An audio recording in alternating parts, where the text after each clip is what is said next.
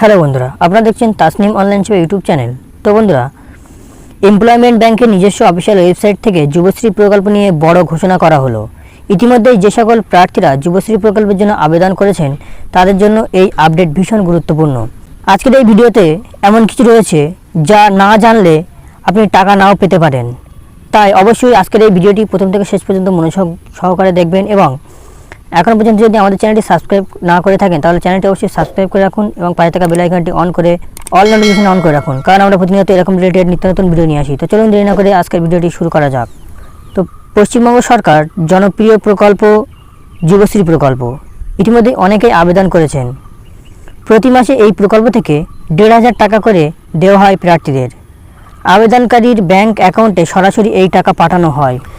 যুবশ্রী প্রকল্পের অফিসিয়াল ওয়েবসাইটে প্রকাশিত বিজ্ঞপ্তিতে বলা হয়েছে যে যুবশ্রী প্রকল্পের নতুন প্রতীক্ষা তালিকা অর্থাৎ নিউ ওয়েটিং লিস্ট প্রস্তুত করা হয়েছে। উক্ত তালিকাটি এমপ্লয়মেন্ট ব্যাংকের ওয়েবসাইটে ভিউ যুবশ্রী ওয়েটিং লিস্টে ক্লিক করলেই লিস্টটি আপনি ডাউনলোড করে নিতে পারবেন। তো ওয়েটিং লিস্ট যদি আপনার নাম থাকে তাহলে কি করবেন?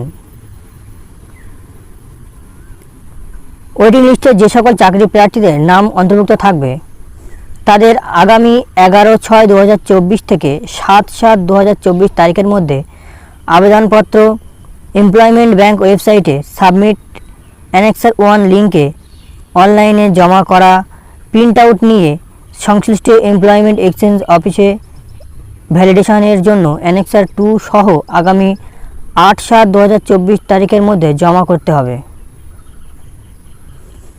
অর্থাৎ আপনার যদি নাম এই ওয়েটিং লিস্টে এসে থাকে তাহলে আপনার ওয়েবসাইট থেকে অ্যানেক্সার 1 ফর্মটি ডাউনলোড করতে হবে এবং অ্যানেক্সার 2 ফর্মটিও ডাউনলোড করতে হবে, করে সেগুলো রেডি করে নিয়ে আপনার এই ওয়েবসাইটে আবার সাবমিট করতে হবে। যদি আপনি নিজে পারেন তো খুব ভালো, নাহলে কোনো সাইবার ক্যাফ থেকে করে নিতে পারেন।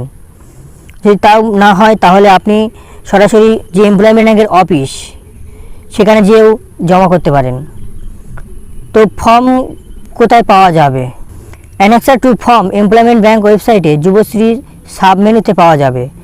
যুবশ্রী প্রকল্পের সমস্ত শর্ত পূরণ করলে তবেই আবেদনকারীরা এই প্রকল্পের সুবিধা পাওয়ার জন্য বিবেচিত হবেন, তা না হলে হবেন না।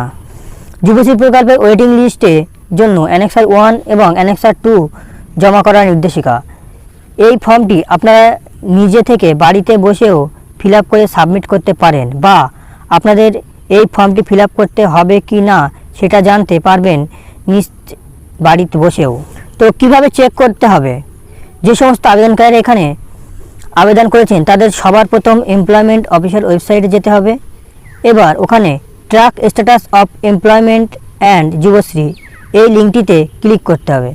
এরপর যে ইবি নাম্বারটি আছে সেটিকে বসিয়ে ও নির্দিষ্ট ক্যাপচা কোডটি বসিয়ে সাবমিট করুন।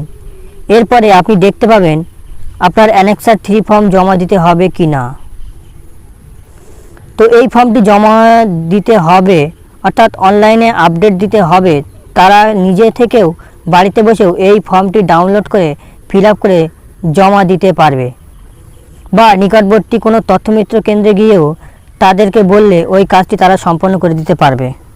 অর্থাৎ যদি আপনার অ্যানেক্সার 3 ফর্ম সাবমিট করতে হয় তাহলে আপনি নিজে বাড়িতে বসেও করতে পারেন, অথবা নিকটবর্তী কোনো তথ্যমিত্র কেন্দ্রে যেয়েও সেখান থেকে করে নিতে পারেন।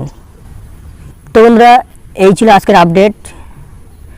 যদি কোনো জায়গায় কোনো রকম বুঝতে অসুবিধা হয় আপনারা কমেন্ট করবেন, আমি আপনাদের কমেন্টে সাহায্য করার চেষ্টা করব। এবং এই যুবশ্রীর যে অফিসিয়াল ওয়েবসাইটের লিঙ্কটি আমি ডেসক্রিপশানে দিয়ে রাখবো, আপনারা সেখান থেকে সরাসরি এই লিঙ্কে যেয়ে ওয়েবসাইটে ঢুকতে পারবেন।